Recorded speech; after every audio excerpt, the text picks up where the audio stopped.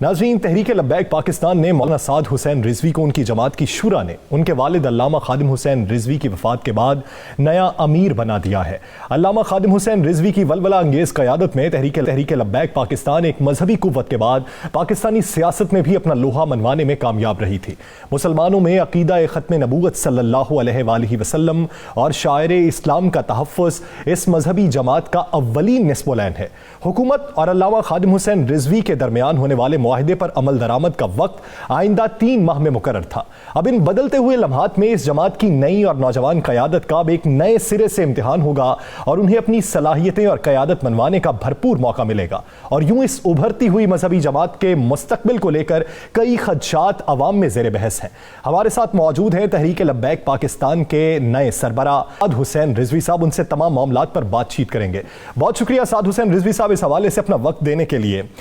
بلا شبہ خادم حسین رضوی صاحب کا اس دنیا سے چلے جانا تمام مسلم امہ کو رنجیدہ کر گیا، بشمول آپ کے کہ آپ سایہ پدری سے محروم ہو گئے۔ کیا سمجھتے ہیں یہ اتنا بڑا خلا جو پیدا ہو چکا ہے، اس خلا کو آپ کس طریقے سے پر کریں گے؟ بسم اللہ الرحمن الرحیم۔ علامہ خادم حسین رضوی صاحب کی جو جدوجہد تھی وہ خالصتاً ناموس رسالت، ختم نبوت اسلام اور پاکستان کے لیے تھی۔ ان کے جانے کی کمی کوئی بھی پورا نہیں کر سکتا، نہ ان جیسا کوئی دلیر تھا، نہ ان جیسا کوئی بہادر، نہ ان جیسا کوئی مفکر، نہ ان جیسا کوئی علامہ اقبال کا حافظ، نہ ان جیسا کوئی دلیری سے، جرت سے ہر موقع پر، ہر کرنٹ ایشو پر ببانگ دوہل بات کرنے والا کوئی بھی نہیں ہے جی۔ بس ہم تو اب پیچھے ان کا صرف جو دیا ہوا پیغام ہے وہی پھیلانے کے لیے حاضر ہے، باقی تو ہمارا کوئی دعویٰ نہیں ہے، اللہ اور اس کے رسول پر توکل ہے۔ سعد بھائی، چونکہ رانا عظیم بول رہا ہوں، میں بھی استاد جی کے شاگردوں میں ہوں، ہم بڑے ان کی پہلی تحریک، ہم لوگ بڑے ان کے قریب سے میں نے انہیں دیکھا ہے۔ جس وقت استاد محترم دنیا سے چلے گئے لیکن آج بھی ان کا نام اسی طرح موجود ہے۔ ہر شخص جتنا بڑا نماز جنازہ ہوا، یہ رسول پاک صلی اللہ علیہ وسلم کی طرف سے ایک واضح انعام بھی ہے، سب کچھ ہے۔ آپ آخری وقت میں قریب تھے، کوئی ایسی نصیحت، کوئی ایسی بات جو دنیا جاننا چاہتی ہے ساری؟ دیکھیں جی، ان کی نصیحت آخری وقت سے پہلے اور آخری وقت میں بھی یہی تھی کہ ہم دنیا میں وفا مانگتے ہیں ہر چیز سے، کہ ہمارے گھر والے ہم سے وفا کریں، ہمارے بچے ہم سے وفا کریں، ہمارے ماں باپ ہم سے وفا کریں، ہمارے یار دوست ہم سے وفا کریں، ہم معاشرے میں کوئی بھی چیز جس کے ساتھ ہمارا تعلق ہو وہ ہم سے وفادار ہو۔ لیکن وہ یہ کہتے تھے کہ سب سے بڑی وفا رسول اللہ صلی اللہ علیہ وسلم کے ساتھ ہے، جن کا ہم نے کلمہ پڑھا ہے، ان سے وفا ضرور کرنی ہے، وہ کیسے بھی حالت ہو، کیسے بھی معاملات ہوں، کیسے بھی واقعات ہوں، زندگی کا کوئی بھی موڑ ہو، بس انہیں جانا، انہیں مانا والا ایک جو انہوں نے مشن دیا ہے، وہ یہی فرماتے تھے کہ ان سے وفا آپ نے ہر حال میں کرنی ہے۔ سعد بھائی، تحریک کے مقاصد اور اسی منہج پہ انہوں نے ہماری تربیت کی ہے، اساس پر کسی کو کوئی اعتراض نہیں، سب نے تحریک کو سراہا، ہر مسلمان تحفظ ناموس رسالت پہ مر مٹنے کو تیار ہے۔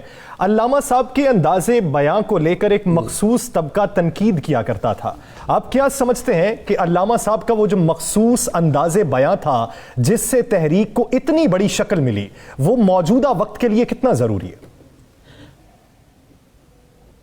علامہ صاحب کا مخصوص انداز بیان نہیں تھا جی، وہ ایک مخصوص طبقے نے مخصوص طریقے سے اس انداز بیان کے چھوٹے چھوٹے الفاظ لے کر ایسے جوڑ کر ایک ایسا کلپس اور ایسے چیزیں وائرل کر دیں جن کو لے کر وہ بات کرتے ہوتے تھے۔ علامہ صاحب کا جس نے بھی 10 منٹ مسلسل خطاب سنا، کلپ سنا، کوئی بھی مطلب ان کا ایمان افروز جو بھی بیان فرماتے تھے خطاب، وہ سنا، اس کے بعد وہ یہ کہے بغیر رہ نہیں سکا کہ یہ بابا جو کچھ بھی کہتا ہے وہ دل سے کہتا ہے۔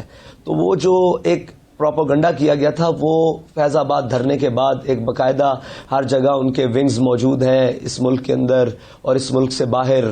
انہوں نے اپنا ایک سوشل میڈیا کے ذریعے وہ ایک کلپس خاص قسم کے ان کو آگے پیچھے جوڑ کر وہ بیان کیا گیا۔ ورنہ ہمارا مقصد تھا جوش خطابت بڑی اچھی تھی، وہ ایسے تھے کہ ان کے جوش خطاب، ہم یہ نہیں کہہ رہے، ہم یہ کہہ رہے ہیں کہ ان کے جوش خطابت سے ہر شخص بیٹھا ہوا لبیک لبیک کے نعرے لگاتا تھا، ایک خاص تاثیر تھی ان کی زبان میں، ایک خاص بالکل جی۔ وہ اتنی سی بات تھی کہ جو دل سے جو بات نکلتی ہے اثر رکھتی ہے، اور بابا جی نے ہمیشہ دل سے بات کی ہے، بالکل ایسے ہی ہے. اور وہ کہتے تھے عقل کا جو غلام ہو وہ دل نہ کر قبول. ان کا دل جو ہے نا وہ عقل خرد کا بالکل بھی غلام نہیں تھا، وہ عشق کے بندے تھے اور عشق کی بات کرتے تھے اور عشق کی بات آگے پہنچاتے تھے. سعد بھائی، بابا جی جب فیض آباد سے واپس آئے بیمار تھے؟ جی فیض آباد سے جب فیض آباد کے لیے گئے تب بھی بیمار تھے، اور جب فیض آباد سے واپس آئے تو تب بھی بیمار تھے. تو اس وقت گھر میں آپ نے رکھا انہیں، آپ ہی چونکہ آپ ہر وقت بابا جی کے ساتھ تھے اور آپ کی بڑی خدمات ہے اس تحریک کے لیے، اور والد تو وہ آپ کے تھے لیکن آپ ایک کارکن بھی تھے. نہیں، میرے والد محترم تھے جی. میں ایک ان کا ادنا ترین کارکن کی حیثیت سے ان کے ساتھ رہا ہوں، اور ان کو گھر پر اس لیے رکھا کہ نارمل بخار جب بھی ان کو ہوتا تھا تو کافی دیر ہوتا تھا، لمبا بخار ہوتا تھا، 10-12 دن کا بخار ہوتا تھا. تو اسی وجہ سے کہ بخار ہے نارمل، اتر جاتا تھا پھر دوبارہ ہو جاتا تھا، اتر جاتا تھا پھر دوبارہ ہو جاتا تھا. اس کے علاوہ ان کی طبیعت میں کسی قسم کی کوئی خرابی نہیں تھی، نہ ان کی چھاتی بند تھی، نہ ان کا سانس بالکل کلیئر آ رہا تھا، کیونکہ میں تو آخری لمحوں تک بالکل ساتھ رہا ہوں. میرے سامنے سارے معاملات تھے، بس اللہ تعالیٰ نے ان کا اتنا وقت مقرر لکھا ہوا تھا، اور وہ اتنے قلیل وقت میں اتنا بڑا کام کر کے چلے گئے. بس یہ اللہ تعالیٰ کے سعد بھائی، کہا یہ جاتا ہے کہ جنازوں سے لوگ پہچانے جائیں گے. علامہ صاحب تو پہچانے گئے، دنیا نے دیکھ لیا. سعد حسین رضوی علامہ خادم حسین رضوی سے کس حد تک مختلف یا کس حد تک مشترک ہے؟ علامہ مطلب خادم حسین رضوی سے میں مختلف، میں تو ان کا ادنا کارکن ہوں. میرا ان سے کسی بھی معاملے، ان کے کسی بھی لفظ اور کسی بھی جملے اور کسی بھی قسم سے کوئی اختلاف نہیں ہے. انہوں نے جو کہا وہ بالکل درست کہا، اور میں اس کا امین ہوں. اللہ تعالیٰ ہم پر کرم فرمائے گا انشاءاللہ. کوئی مسئلہ ہی نہیں ہے. ان کا سیاسی منہج ہو، ان کا سیاسی ویژن ہو، ان کا جو بھی ناموس رسالت اور ختم نبوت پہ ہو، اس پر کسی قسم کا کسی ایک دو رائے ہے نہیں، بلکہ امت کی کوئی دو رائے نہیں ہے. میں تو پھر ان کا خون ہوں، ان کا غلام ہوں، ان کا نوکر ہوں، ان کا ادنا کارکن ہوں. ایک انہوں نے مجھے ذمہ داری دی تھی، وہ ذمہ دار تھا میں. سعد بھائی، وقت گزر گیا، بہت بڑا صدمہ ہے. اس صدمے کو، اس خلا کو پور ہوتے ہوتے کئی سال بلکہ لگ جائیں گے، اور لوگ یاد کرتے ہیں. آج بھی ہم سوشل میڈیا پہ دیکھیں تو بابا جی، استاد جی جو ہیں خادم حسین رضوی صاحب، آج بھی انہی کی تقاریر چل رہی ہیں. جو کل نہیں سنتا تھا آج بھی سن رہا ہے. آنے والے دنوں میں آپ کا کیا پلان ہے؟ اس تحریک کو کس طرح آگے لے کر چل رہے ہیں؟ جی میں نے داتا حضور کی بارگاہ میں یہ عرض کی تھی کہ اس تحریک کو ہم چاروں سمت سے بڑھائیں گے، اور جہاں تک ہماری آواز، بابا جی کی آواز پہنچی ہے، وہاں جا کر ہم ان کے نظریات کی مطلب چھڑکاؤ کریں گے، لوگوں کو بتائیں گے کہ بابا جی کا اصل مقصد کیا تھا. انہوں نے خود، ان کا ایک کلپ آج کل بہت چل رہا ہے کہ بھائی نہ آپ نے ہمیں کچھ دینا ہے نہ ہم نے آپ کو کچھ دینا ہے، ہم تو ایک آپ کو وفا کے رستے پر چلانا چاہتے ہیں. اس وفا کے رستے پر آپ آ جائیں اور ہمارے ساتھ مل جائیں، بس اسی وفا کے رستے پر انشاءاللہ ہم چلیں گے.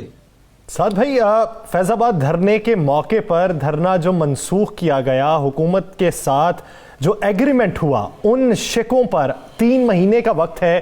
الٹیمیٹم اگر ان شکوں پر عمل درآمد نہیں ہوتا تو پھر کیا پلان ہوگا؟ دیکھیں جی، ہمارے ساتھ بحیثیت مسلمان جب ہم ان کے سامنے ہمارے شورا کے اراکین بیٹھے تو انہوں نے ہم سے زیادہ اپنے عشق رسول کا اظہار کیا. انہوں نے کہا جی ہم مسلمان ہیں، ہم عالمی سطح پر حضور کے عزت و ناموس کے قانون کے لیے بات کر رہے ہیں، ہم اس کو اپنی پارلیمنٹ میں لائیں گے. اور میں یقین رکھتا ہوں، اور اس بات پر میرا پختہ یقین ہے کہ جب یہ بل پارلیمنٹ میں آئے گا تو پارلیمنٹ میں کوئی بھی ایسا شخص نہیں ہے جو اس بات کی مخالفت کرے گا کہ فرانس کے سفیر کو یہاں سے نکالا جائے. اور جب یہ قانون پاس ہو جائے گا تو ان کے پاس مکرنے کی یا پیچھے ہٹنے کی یا روگردانی کرنے کی یا لنگر آن کرنے کی کوئی صورت ہی باقی نہیں بچے گی.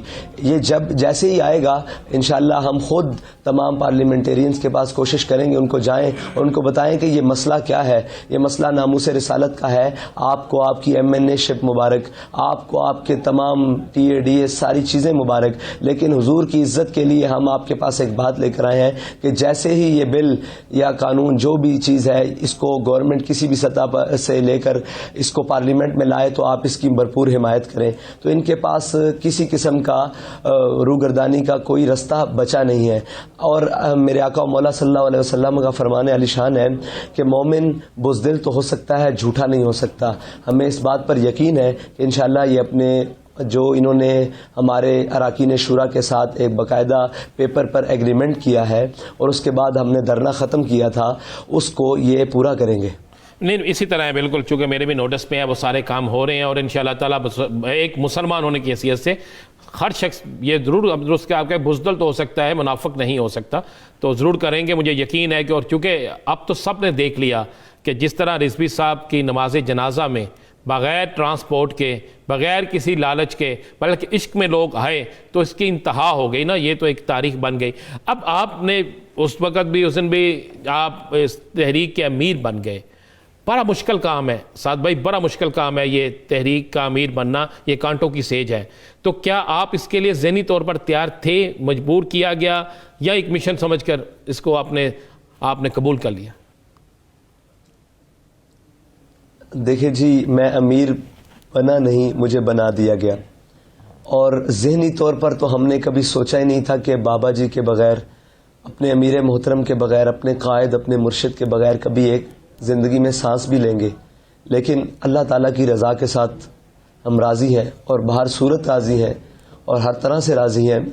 اللہ تعالیٰ نے یہ دن دکھا دیا. ان کے مشن، ان کی بات، ان کی جو بھی نظریات ہے، اس کے اوپر لوگوں نے بہتر جانا کہ ہم پیراداری دے سکیں گے، سعد اس پر بھائی کھڑے ہو سکیں گے، آپ کے اس کو منصب آگے کے لے کے حوالے چل سے سکیں بہت گے. سی باتیں ہو ہمارے رہی ہیں جو کندھوں آپ پر وہ نے ذمہ داری کلیریفائی رکھ کر دی گئی دی اور ہم ہیں. اس کو آپ نے بھی کہا کہ آپ منصب سنبھالنے کے لیے تیار نہیں تھے، لیکن شورا نے فیصلہ کیا، سر تسلیم خم کیا. اب آپ کی قیادت میں وہ جو دھڑے بٹے ہوئے تھے، ان دھڑوں کو جوڑنے کے لیے کیا اقدامات کریں گے؟ دیکھیے جی، یہ مسئلہ جو پارٹی سطح کر ہے، یہ کوئی بھی فیصلہ جو ہوگا یہ ہماری شورا کے فیصلوں کے بعد ہوگا، ہماری شورا کی مشاورت کے بعد ہوگا. اس کے بعد انشاءاللہ ہم دیکھیں گے ہمیں کس طرف جانا ہے، کس کے پاس بیٹھنا ہے، کس کو بلانا ہے اور کس کے ساتھ چلنا ہے. سعد بھائی ایک آخری سوال، کوئی ایسی یاد آپ کی آخری دم تک آپ ساتھ تھے، کوئی ایسی بات، کوئی ایسی چیز جو آپ بتانا چاہتے ہو، کوئی ایسی وصیت جو آپ بتانا چاہتے ہیں؟ دیکھیں، وہ ہے میرے والد محترم کا اسباب پر نہیں، مسبب الاسباب پر نظر رکھنا. یقین جانیے زندگی کے کسی بھی مرحلے میں، کسی بھی شعبے میں، کیسے بھی وقت میں، کیسی بھی حالت میں، جب بھی کبھی ان سے اس حوالے سے بات ہوئی تو وہ علامہ اقبال کا ایک ربائی ہے وہ سنایا کرتے تھے.